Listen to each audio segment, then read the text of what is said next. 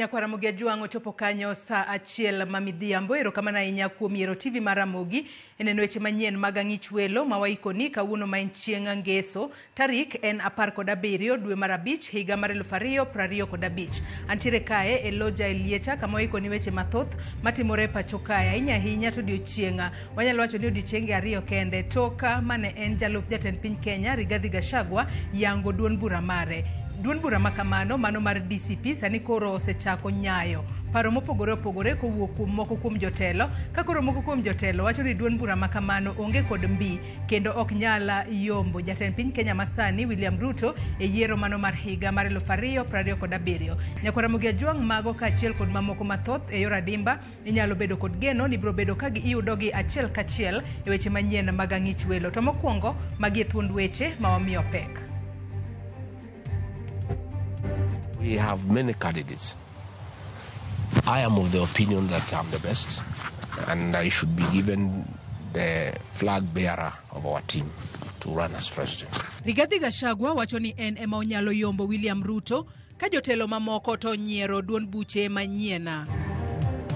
Na wakati alisikwa mama yake akaona juu hataki hiyo kitu itoke ati alikuwa analalwa na yeye akamchoma na maji. Juu hivyo ndivyo mtoto anatuambia. Obila manyo jonyuol nyathi moro e kar dak mar Ruiru mayande gi sando ka ibambe to iwang'e gi pi malieta. Gimokethe sano miene this state to backflow mar pi koth nochwe mang'eny ma backflow timore pigni obedo nogere oko ma by then pi nene iye kamoro kucho noken kama entie sani ni. Midhiero kwako dho wedhe maimbo ka nam lolwe koro manyo kore mayande dhano odonjore.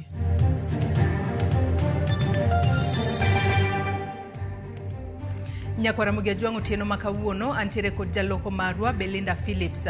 Bed thuolo mar ndikonwa kokalo e nambwa mar ote machuok 236000. Facebook ibiro yudowa achiel kachiel Ramogi TV X @Ramogi TV. Ka an bende inyalo tudri koda e Facebook page mara ibiro yuda Joyce Oduor, mbui mara mar X ibiro yuda @Joyce Oduor_ machiegni nyinga Joyce Oduor. Kawachako eni moko kuom jotend ODM oseyo mane jalup jatend piny machon Rigathi Gachagua kuom nyiso jo ODM oriwre kode e duond buche manyien. Kotelnegi kod Senator Masiaya Oburu Oginga kod nyawadgi ma Homa Bay Moses Kajwang' giwacho ni Gachagua nyiso Raila mondo oriwre kode motelo ne yiero mahiga mar 2027 en otego mondo Raila owuoge winjruok mar sirikal manywanda ma entiere kod William Ruto. Kagiloso e gwenge machiga e kaunti ma Homa Bay giwacho ni ODM ok biriwore kode e duond bucheno. Told them, including Gachagua, that Raila was the right leader to lead this country and give shares to everybody. They refused and supported Ruto. But now, when we are also talking to the same Ruto they went to support, they are telling us, you come and join us, you come and lead us, we are going to give you Kura. What is the assurance that they will give Raila Kura? There is no assurance. But if they want to give Raila Kura, let them wait for us to work for our people now. And when 2027 comes, let them come and talk to us and tell us what they have on the table. Ramogi Ruto, okwagomba kama 2027. Ika 2027 body. Raila Molo Odinga kapon ngima 2027 enemo bunyisowa. Wagomba kama sani. Watamwe wacho sani upenja tani na tani budget midhili kono abiang'isi gima keto Homa Bay ka ang'isi gima keto gibadi Migori gima keto gibadi Kisumu gima keto gibadi Siaya wachoro ni ng'ato masgono ayuru mano euru joke mowach joke ma igi wang'no akawo kombegi so ane sirikal ahinya to gimiluongo ni broad based government winjo gima wacho. But the party, my president, they know you loginene NUDA. But waduto te wane serikal. To party wane ODM. Jodak ma Mwihoko e kaunti ma Kiambu koro nigi ich wang' mathoth tok fwenyo ni nyathi manyako ma jahigni 11 osebedo ka kalo e san mathoth moriwo nyaka bembo e lwet wuon gi mabathe ka min nyathino osebedo ka temo umo tim anjaono kowang'o nyathino gi pi maliet. E gwenge mag Mihoko, Ruiru, kaunti ma Kiambu, jirende kaachiel kod jotelo mag gwengego koro nigi lit e chunygi bang' fwenyo ni nyathi moro ma nyako ma jahigni 11 osebed ka irocho ratiche e yor bembo kendo iolo pi maliet kuome. Nancy Njeri, ma en achiel kuom jirende, wacho ni ne ofwenyo san ma nyathino osebedo kakaloe e seche mane nyathino rik tugo kod nyithinde e iode. Mimi nikiwa hapa, hawa watoto wangu walikuwa wanacheza na yeye huku kwa bedroom, huku kwa nyumba. Sasa mimi nikasikia mtoto wangu anasema, "Hebu nionyeshe tena." Na mimi nikataka kufikia sana ni nini hii inaonyeshanwa. Ndio mtoto wangu nyagia akaniambia, "Mamu haujui, unjaona huyu amechomeka na huku mashushu ana mpaka na huku nyuma." Mimi nikataka kujua ni kwa nini. Na huyo na nikainua nguo na nikaona vyenye huyo mtoto amechomeka, mimi nikaanza kulia. Ndio sikuwa najua kama huyo mtoto ako hivyo. Huyo mtoto amechomeka vibaya sababu hata sehemu zake.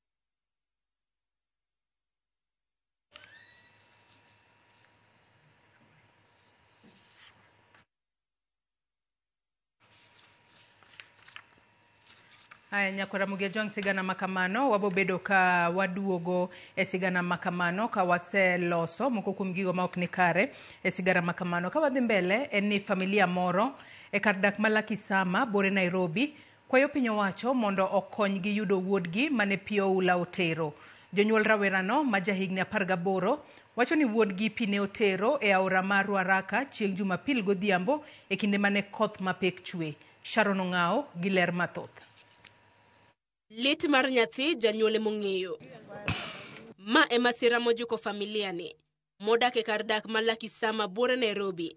Bang' nyathigi makayo pia uratero. Ilikuwa on Sunday. Sikukuwa around. Nikirudi saa 11 hivi nikaenda kwa nyumba na kulikuwa kunanyesha. Kukakaa kidogo nikaitwa na jirani. Teri, wewe umekaa hapa mtoto wako anaenda na maji. Kuna daraja iko pale chini.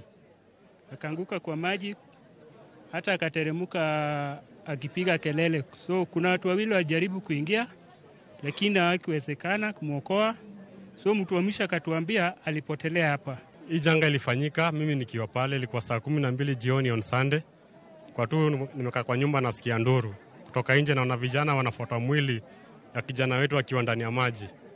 Mimi nilishtuka kwanza juu sijui kuswim. Singefanya lolote, nilisha nguvu. Chenro mar manyo ringre rawerano manyinge Elvis Otieno Ouma, majahiga 18. Osebed ka itimo e kind thuolo mar ndalo 5 mosekalo. So nimejaribu kutoka Monday, tukatembea kwa mto mpaka tukaenda mpaka Ruai. Hatujampata. Tuesday tukajaribu the same. Wednesday pia tukajaribu. Sasa on Thursday tukapata ripoti kuwa kuna mtoto alikuwa anacheza hapa mahali tuko. Akamuona. Mtoto kumuona hata alimshika mkono akijaribu kutoa takataka hapo ndani apate hizo maplastiki.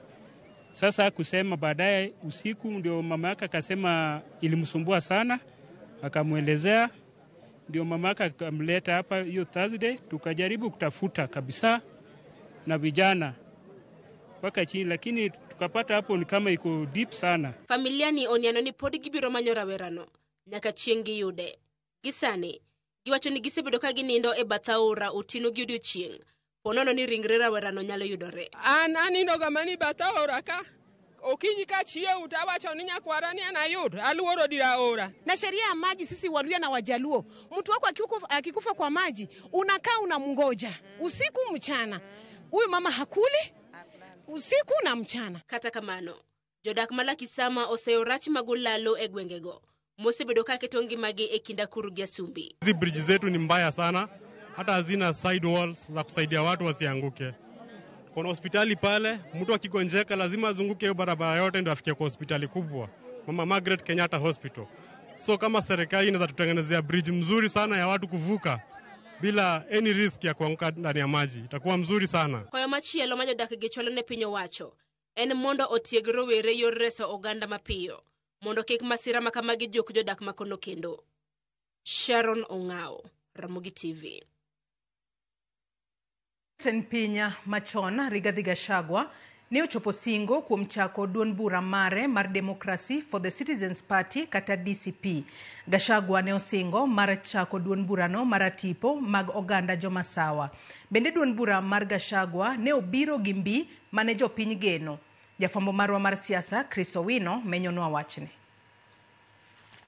En duond bura ma jopiny osebedo karito kod sironyo bang' Rigathi Gachagua golo siem ne odhi chako duond bura mar tipo madhi bedo od oganda jomasawa duto. E kinde chako duond bura mare mar DCP, geno mar Gachagua kod adiera mar wach ne en kod pogruok mar odiochieng' kod otieno. Mana jo od bura bich kod senators ariyo mag gwenge mag Masawa emane oyuoro e nyasino mane okawo dakika 20 kende. Well, it was a small function. I was simply unveiling our party. The real thing is coming, the launch on the 4th of June. Sami chako ngweji. Ingeni ngwech maduong' en ga chako gi tieko. Nyaki chak motegno, tieko bi tieko motegno. Ok inyal chako mandhem. Tigeno ni bo tieko motegno. Kech sami chake nyaki chake ngwech maber. Sama ngwecho chakre ok inyal chake tilingo. Tigeno ni adhola momakino bro chango e chuny ngwech. Ichako matek kaso iduoko pes piny matin. Kikudo muya mibo tieko godo. Lakini yako chake to chake mandhem. Tuon gweno madhi kok ineno gokinyi. Okay? So launch mar chama. Nyisi ka chama nigi jopiny or not. The fact ni nyo timo launch to onge impact mar launch neno. Be wajumbe matine modhi. Be okine ka jopiny otuk. Nyiso ni pod oyom. Biro takao a lot of effort mondo tegno mondo lokre chama matek. The question en ni be Rigathi Gachagua nigi gima kisungu luongo ni wherewithal. Be en gi teko moromo gi mbi moromo monyalo riwogo piny. Gima jaluo ne wacho ni be en gi gima nya konye mondo oluor piny gi rombo. Moket piny diere. To kang'iyo taneno ka gino onge go. Ndalo machuok bang' jo od bura thiche oko dwe mar 10 mokalo, Gachagua ne ochako chenro mar romo gi jopiny kaachiel kod jotelo mawuok e gwenge mag Masawa e okenge mar bedo ogai mar jo Masawa e weche mag siasa motelo ne yiero maduong' mabiro. Chama no chalo gi moko tegno. Be ok gin gi chuny kuom chama no. Ni en chama ma ginyalo luwo ma gichopgo loka cha. Emomiyo nok hineno ka gidhi miye support. Otherwise, kan en pama motegno ma ging'eyo ni ginyalo luoro. To de gidhi kanyo ma gilama Rigathi Gachagua. King'eni Rigathi Gachagua en ng'ama ok ng'uon ne ng'ama ok otimo gimodwaro. At the same time, it is possible ni gitemo go kwan gi to gineno kaka chama Rigathi Gachagua ni kuma bro dhi onge. Gachagua gimo bere en go Ruto. Onya nyiso shida mantie mag Ruto. To ng'e maling'ling ma kai Ruto. To lakini kopogre gi go Ruto ni. En ang'o mowacho? En singo mane mochiwo ne jopiny ni bang' Ruto tabo timo magi to mabo timogi boloko ngima ni e yo machal kama. Mano gima Gachagua pok owachoga. To koro ji manyo telo manyien yok manyi ni gola Ruto. Kech ei pach jopiny Ruto gisetiekre go. To koro gimanyo ni to ng'ama wadhi wilo gi Ruto ni bo bedo machal nade sama ene telo. E twak mane otimo kod ute fwambo mag mbui, Gachagua ne pod onyonore ni en ema oromo madhi tero dala ten piny William Ruto e yiero maduong' mabiro. We have many candidates. I am of the opinion that I'm the best and I should be given the flag bearer of our team to run as president. If that doesn't happen, if somebody else is picked, not me, I've given my commitment that I'll support that person. Jatend migao mar weche mag thieth Aden Duale, nyawadgi mar weche mag arita Kipchumba Murkomen, kod jonon weche mag siasa, kata kamano neno ni Gachagua kod duond bura mare mar DCP onge kod mbi mapek mar kawo telo mapacho kae. Na mimi nimesikitishwa. Kiongozi mmoja amewahi kuwa katika ofisi kubwa katika taifa letu. Anaenda kutangazia Wakenya wote kwamba at 2027 elections kutakuwa na vita kubwa kuliko ile ya 2007-2008. Mtu hiyo matamshi peke yake is enough to bar that person from holding any public office. Forget about impeachment and so forth. That just statement. Chris Owino, Ramogi TV, Nairobi. Archbishop mar kanisa Anglican Jackson Ole Sapit oseyo chenro mag sirikal mag dongruok mitimo e gwenge ma opogore mowacho ni gin mana siasa kendo onge olemo magidhi nyago. Sapit wacho ni chenrogo ok tim dongruok moramora konyiso sirikal oketo omendago e gik madwarore kaka chulo omenda matayo skunde. Koloso e skund nyiri ma Limuru bende oseyo lweny mag siasa masani medore kowacho ni dhi rocho kwe ma piny Kenya.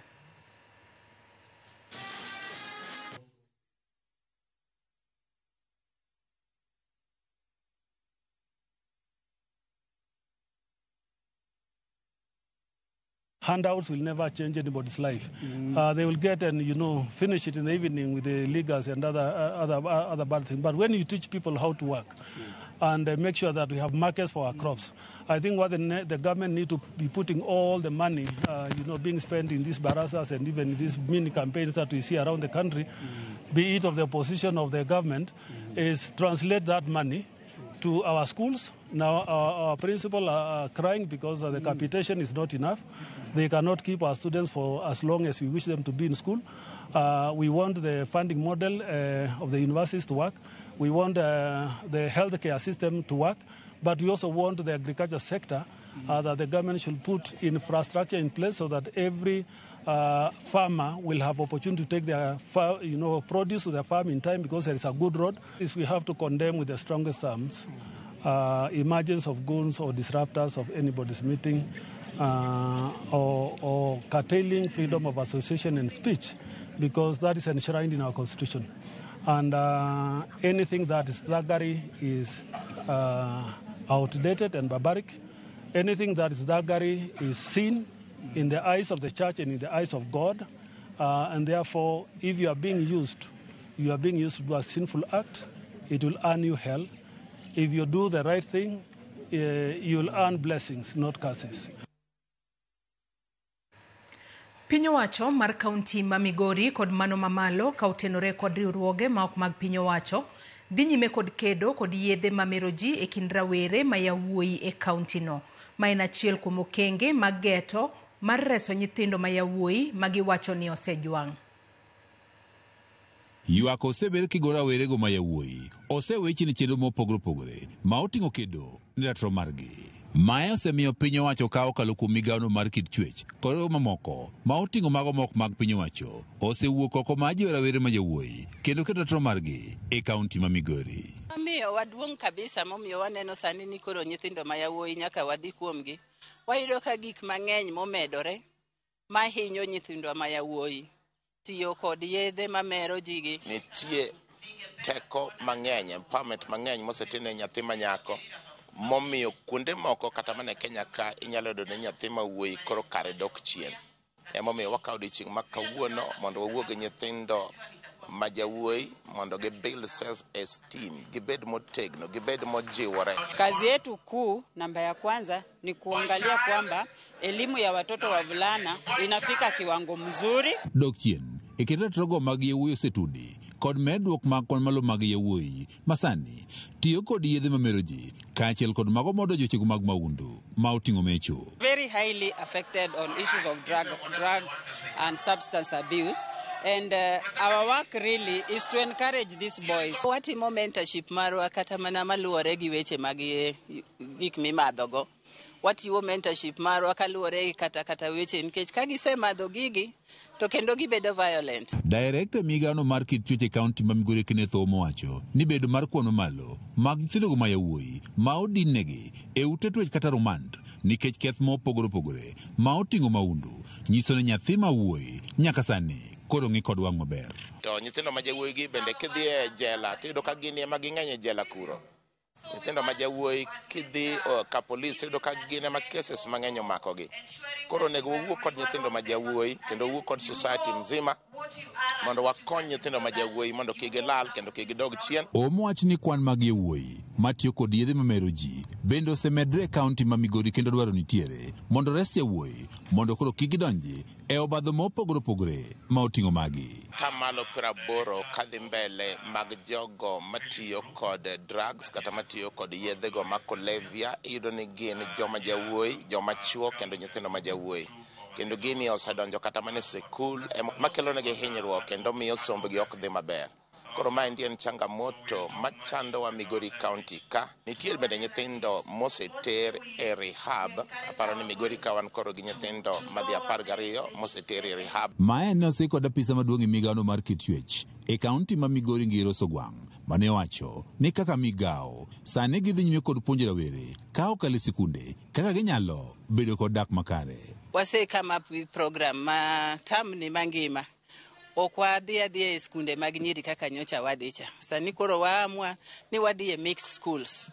Iwuoyo gi nyako tiwuoyo gi wuoyi. In our mentorship program waketo weche mag yathgi mondo mi wakony nyithindwa gibeda gi wich maler. To kata ma yedhegi osedhigo mabor ahinya.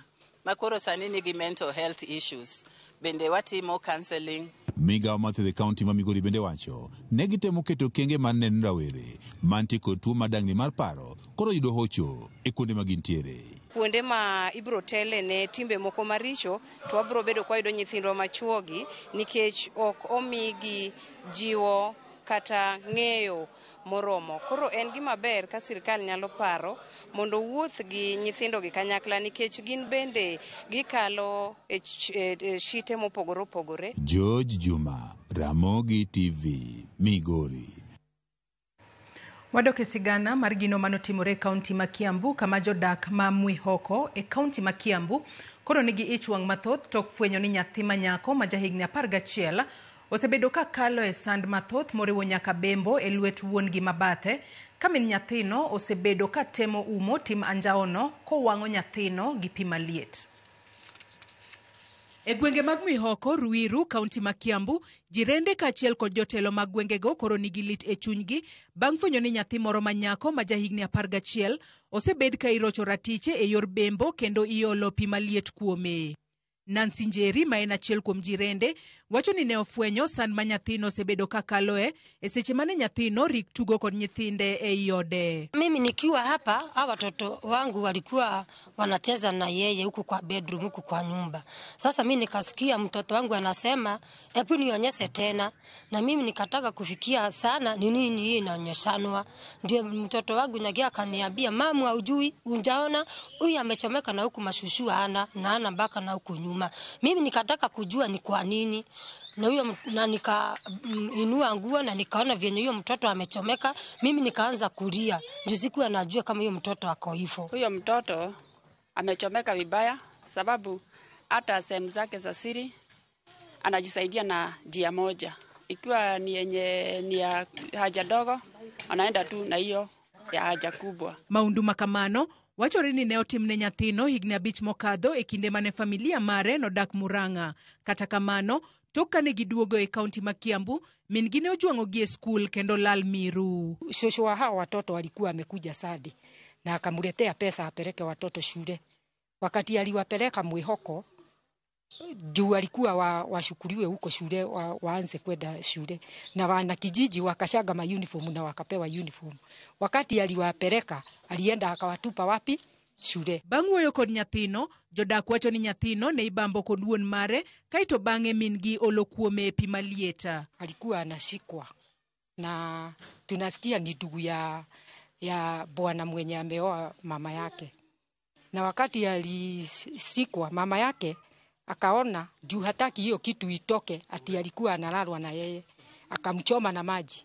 Juu hivyo ndivyo mtoto anatuambia, ati alimumwagia maji akiwa amelala. Timno maranjao ma otimne nyathino koro miyo jodak ma Mwihoko dwaro ni okawo ndamo mager mar chik ne jonyuol nyathino. Mimi ningetaka sheria ishukue mkondo wake, huyu mtoto apate haki yake, mwenye amemfanyia hizi madhambi aadhibiwe ivesavyo. Hawa watu wachukuliwe hatua, hata watu wa familia, kwa sababu hata wakati walisikia hiki kitendo hatua walichukua ili kufuatilia huyu mtoto, na kama ni miaka 2, tunasikia ni kama miaka 2 huyu mtoto amepitia kwa hii hali. Kwa hivyo huyo uchungu huyu mtoto amekuwa akiupitia, na hata wazazi ama watu wa familia hawashughuliki na huyu mtoto. Nyathino manyako kachiel kod nyithindgi mamoko sani koro pod odak kod jirangi Nancy Njeri e seche ma itimo nonro matut ewi wachno.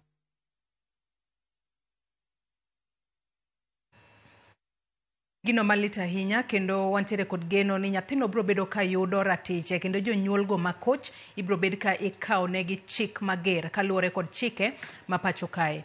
Ka wadhi mbele en ni jofwambo mag kambi maduong' mar fwambo e pacho kae Royal Media Services norieny e mich mag nyasi mar sidho jofwambo matimore higa ka higa mong'ere kaka Ajea Awards.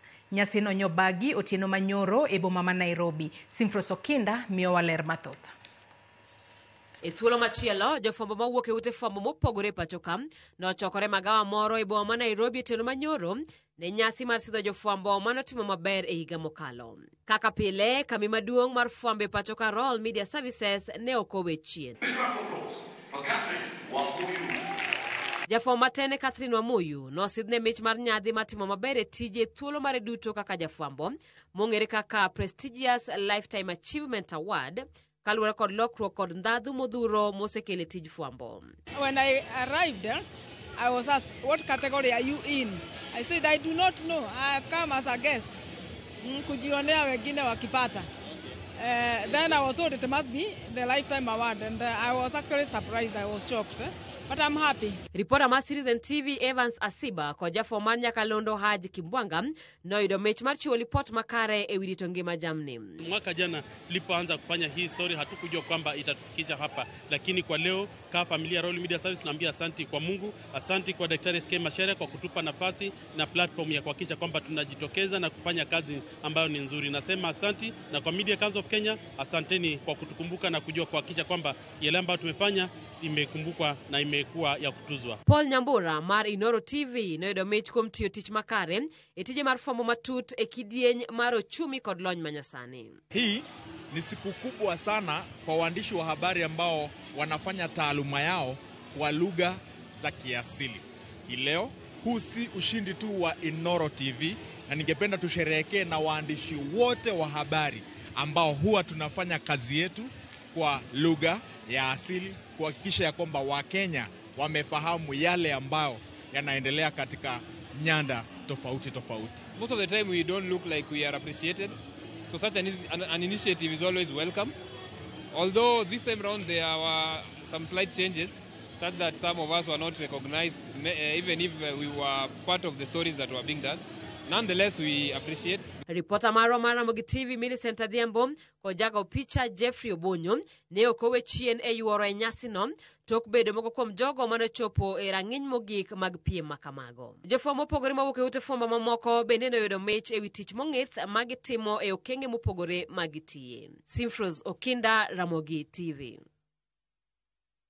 Poch gi pak ne jofwambo duto mago mag Royal Media Services kuom ting'o nying Royal Media Services malo kalure kod mich mopogore opogore mane giyudo tieno manyoro mag micha e kinde mane chiwo mich mago mag Ajea Awards mane chiwo odiochieng' manyoro kachiel kod jofwambo mamoko kuom tich makare magitimo. Adwa nasoma ne moko kuom ote ma ochwalonwa kapok wakawo yueyo madundo.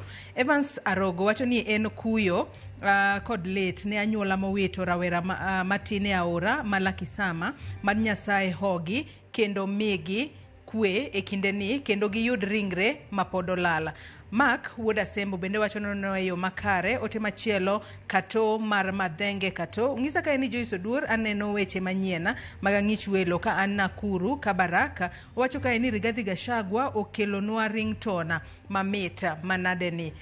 Evangelist Isaiah jako yudo aizo bende wacho ni Pastor Isaiah Onyango mar Kadema Kituka dispensary wacho na sedonjo aneni malera Gachagua omako position to onge followers motegno. Wakawo yueyo madundo nyakwara Mogi Ajwang' wabiro waduogo wadhi mbele kikidhi mabor.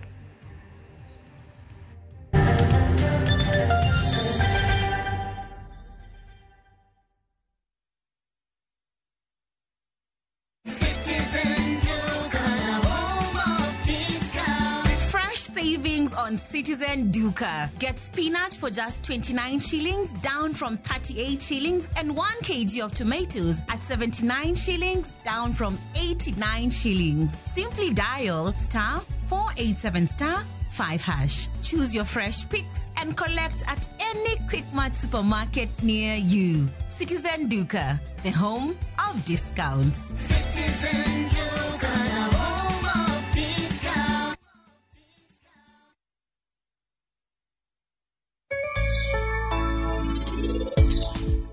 Prit, owadwa. Manye konya uru. Owadwa chungani. Eniti. Enango motim. Nite ringo. Wakia kumodhie. Ango motimre. Owadwa. Ngeni nyatimo manicho pondo.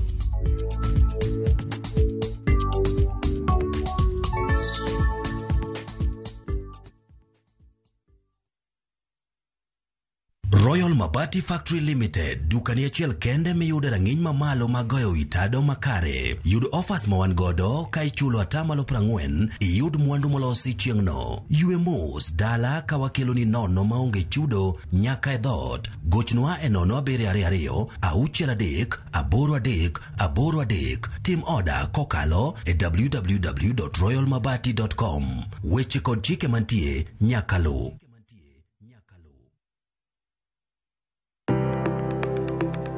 En gima konyo e ngima mapile, to ken gima ng'ato dwaro e ngimane. Bedo gi ngima maber miyo ng'ato dak e ngima maber. Kapok achopo kama dhi osiptal mamiya yath, ang'o manyalo timo. Riwri gi Ruth Otieno e penj laktar, ka wakelo ni paro mag jolony, paro mag reso ngima ji, kod sigendni majiwo ji. Sickle cell en tuo mawuok kuom jonyuol. Koro ka ji pok okendre, ji onego gidhi e pim mondo ging'e ka gin gi jin mar sickle cell. Kochakore gi lony manyien mag thieth, nyaka e yore mag thieth makonyo. Wan gi gik moko duto madwarore. Ka iwinjo kaka iwuotho to kawira maki wi bari seche te, idhi adhi osiptal wacho ni an adwani mondo kawuono pima remo. Penj laktar. Wuok tich nyaka tich abich, saa 12 odhiambo, mana e Ramogi TV.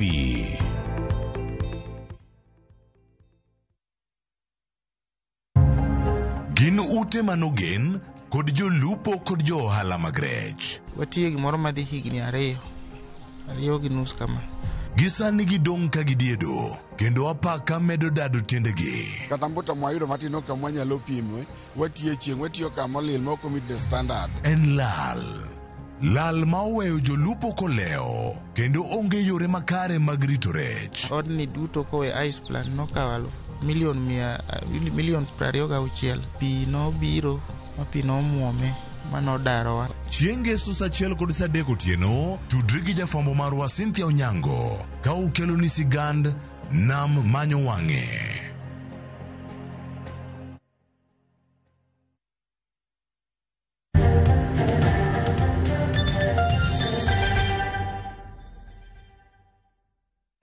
Machiegni kendo nyakwara Mugia Jwang' e weche manyien mag ang'ich welo. Kethruok kod lala ma ikelo kod lokruok mar kor lwasi medo neno e dho wedhe ma pachoka, kendo gie sani midhiero omako jolupo, johala kod jodak ma jot e tie nam. Moko kuom banda mag rech, ute mag jot kaachiel kod kuonde ma yiedhi gowe sani odong' ei nam kaluwore kod medruok mar pi, ka jolupo bende odong' kodiedo kaluwore ni gionge kod ute makare mag kano rech e yo mowinjore, gino makelo dok chien e ohand rech. Jafwambo marwa Cynthia Onyango otimo limbe e moko kuom dho wedhe kendo miyo wasiganani.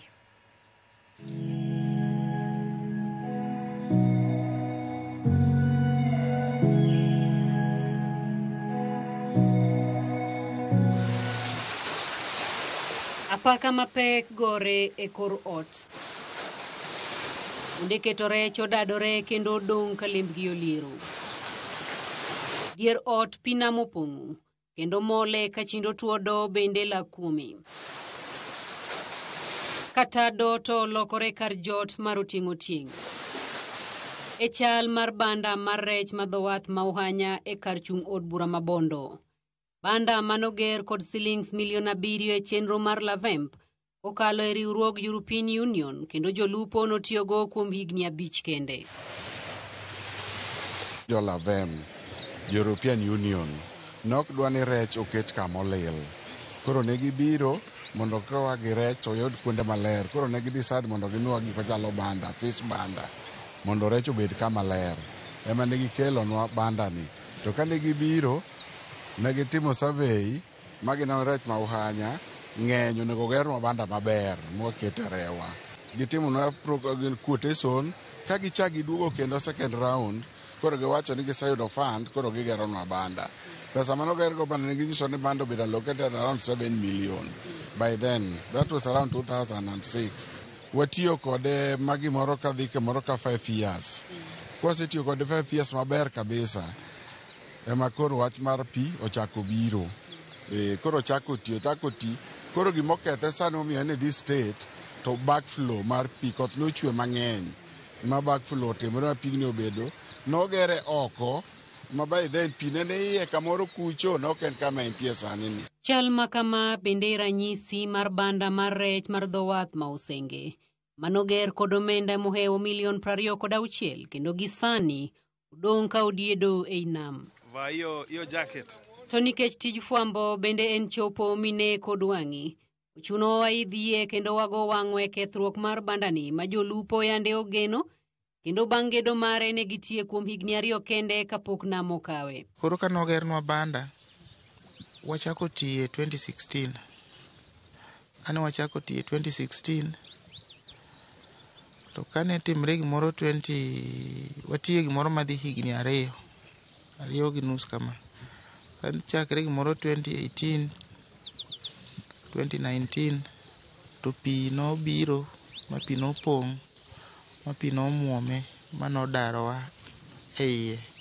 Plant banda wuon e odni duto kowe ice plant nokawo milion 26 manogere. Ice plant be ne okel bang'e mokete iye. Ne nitiere offices kaka mag secretary, nitiere offices mamoko kod stoche manikane gik moko. Nam monjo dho edhegi kendo kawo bandagi mag rech, kelo pek e kilwa mar rech, kendo oduoko chien ohand rech mayande jonam kod johala goye gi rungu e kinde mane utegi ne pod inyalo tigo. Kama wachung'e ni en banda mar rech. Ma en kama kane jonam osewuok gi rech e nam, ne gitiyogo mar loso rech, keto rech e ais mondo kow ne jomoko madwaro chamo mondo cham. Kata kamano, sani pi opong'o bandani kendo lawo ute mamoko oko, gino mabedo kelo midhiero mathoth ne jodak mantiere tie nam mar ni ere kaka inyalo tiek pi makama kata ere kaka inyalo kony jodak. Waseyudo lal nikech sani onge kama wapime rech kata achiel. Kata mbuta mwayudo matino kama wanyalo pimwe, watiye chieng', watiyo kama olil moko meet the standard.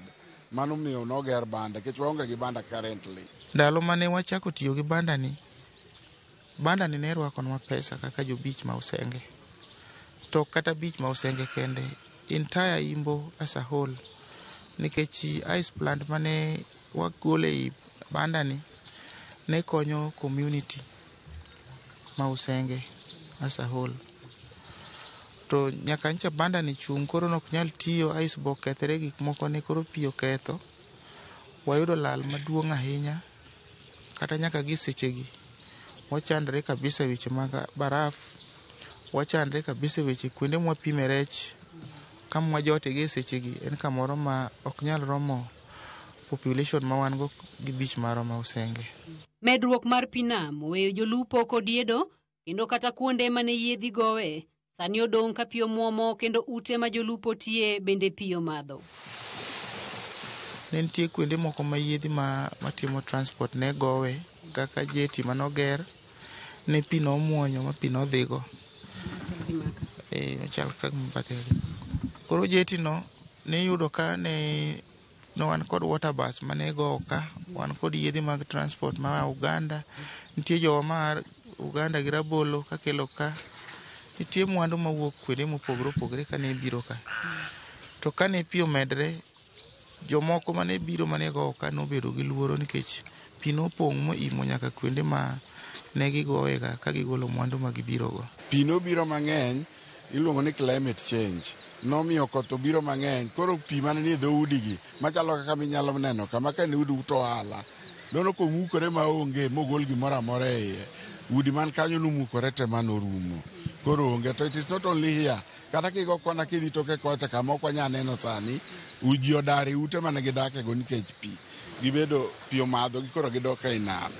Midhiero mar nam mamanyo wang'e ok omako mana dho wedhe ma Uhanya kod Usenge kende.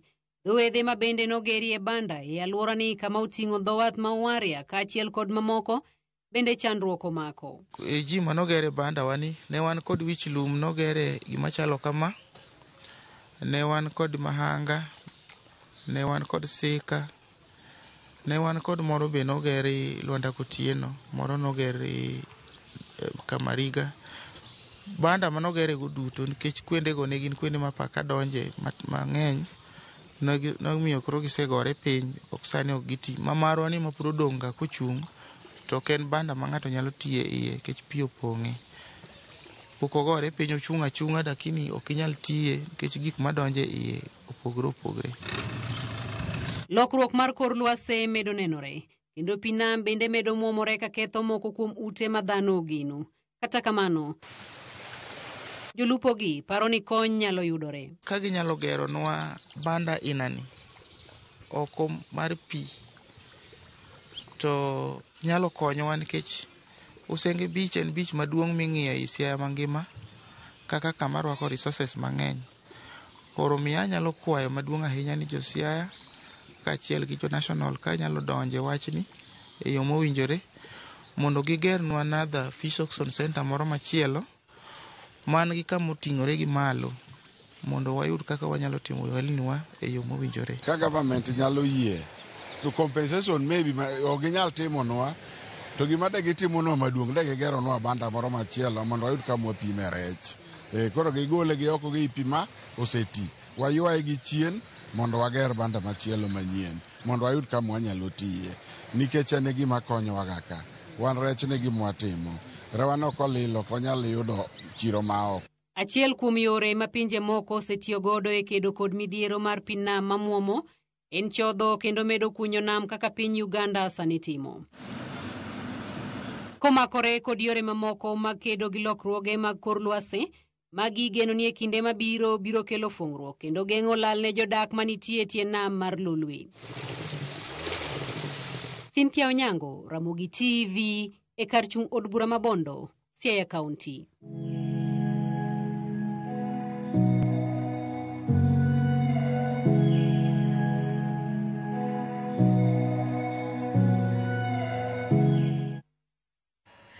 Tij ot en mano mathothne oganda paro ni ng'ato timo mano kuom kinde matin komanyo tich machielo. Kata kamano, Caroline Atieno osetimo tijno kuom higni maheo 20. Kaka Efi Nyakidi lero, tijno osekonyo Caroline goyo kang' ahinya to yor yuto mar siro som nyithinde kod gedo. Kar dak ma Hazina South Sea boma ma Nairobi waromo gi Caroline Atieno mong'ere gi nying mar Emily katimo tijege kaka pile. Emily osebedo katimo tije mag ot kuom thuolo mar higni madikal 20. Kane jaod otho noyudo ka nyithindo tindo. Kana dong' kodgi nodwa bedo mapek ahinya kech ne an jabede ot tikelone. Koro nochuna mondo atergi dala. Ne watimo consultations gi mamana monyisa ni obokonya dwaro ng'ato ma osebedo trained manyalo dak go, and that person happened to be Emily. Bedo ni wuon pargi noweye kod nyithindo matindo, dwaro ngima makare ne familia mare, e moko kuom gigo mane miye jip mar yudo tich manyalo sire kachiel kod nyithinde moloyo te yor chiemo, dak kod somo. Nawacho ni nitie mon be manodong' gi nyithindo to nyithindgi osomo, nyithindgi nitie ber. Koro nomiya motisha ni abiro timo tich moro amora mayudo. Ninyalo yudo kata ng'ama dichuo wuondi ni abiro kawi, abiro riti gi nyithindogo. But mano natemo avoid. Emily lero kaka bedo janyuol achiel kendo maonge kod nyalo nomiyo kadhe chandruok. Nibedo matek kata seche moko chiemo wane ginyalo chamo nok nyalo yudore. Nogola yot nikech rent. Ne en gimo dweche 2. Koro chieng' moro kadhi dwaro kibarua. Awuotho dwaro kibarua kata mar luoko. Kaduogo to ayudo ka gigo golo keto oko nyithindo ywak kanyo. Nadak Kibera. Belinda Ogola, ma en jatend Emily, osedak kode kuom thuolo ni duto. Olero kaka Emily osemakone kama duong' ahinya te kinde manoyudo nyathine mokwongo. From the word go, Emily nobiro nyaka e hospital. Norito nyathino like it was her own child. Actually, I was very touched. Naonge kata ng'at manyalo wacho ni biro dak koda mondo konya. Emily no nomakona kama duong', especially in terms of bedo gi a newborn child. Emily wacho ni kata obedo ni ji mamoko chayo tijot, en osemiyo goyo okang' e ngimane, wira ni nyithinde koro nyalo somo kendo konye e yor nyiewo lo kod chako gedo. Ma bende luwore gi winjruok makare kinde kod jatende mondike tich. Masenyiewo lope adek, mar achiel ema no obaro, mar ariyo nyocha nyiewo machiegni, ma nyocha tieko chule nikech my boss. Kendo an gi dhok be an go dala. Mabade bende asenyiewo keto kanyo. An gi musmande, an gi gimoro amora mar ot. Koro gedo ena koro mos nikech gedo ok en gimitira raka. Omiyo nyithinda kata ka giwuotho koda, ginenore nyithindo maler kendo inyalo paro ni gin nigi midori.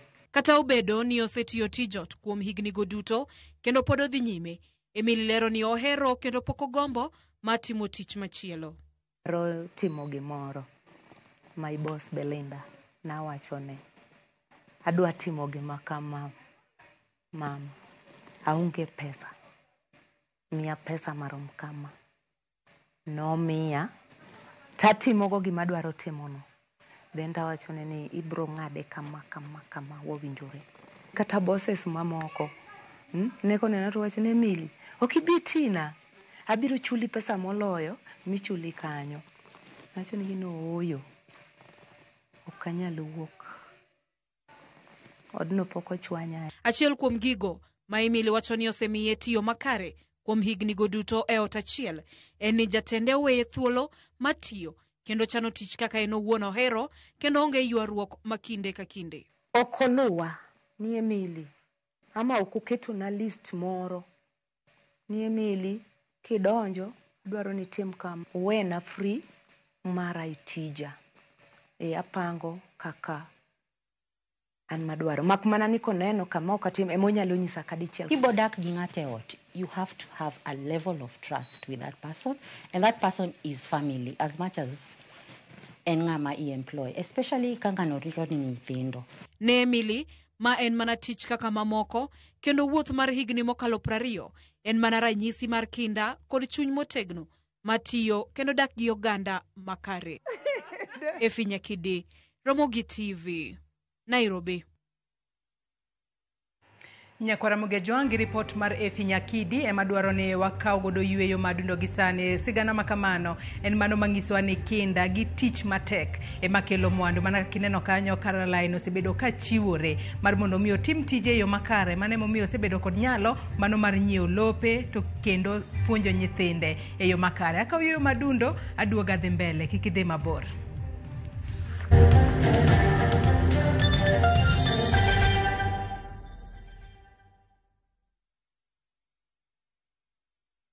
Ask and it will be given to you. Seek and you will find. Knock and the door will be opened to you. For everyone who asks receives. The one who seeks finds. And to the one who knocks, the door will be opened. Dial *860*415# to get verse of the day as your skiza tune.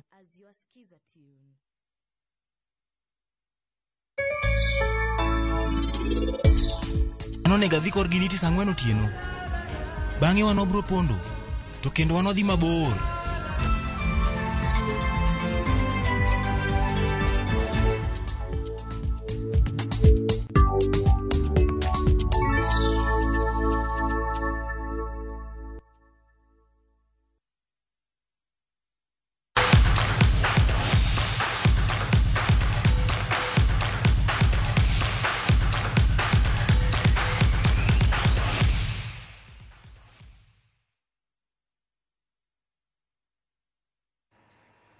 E weche mag tuke en ni tim mar Kenya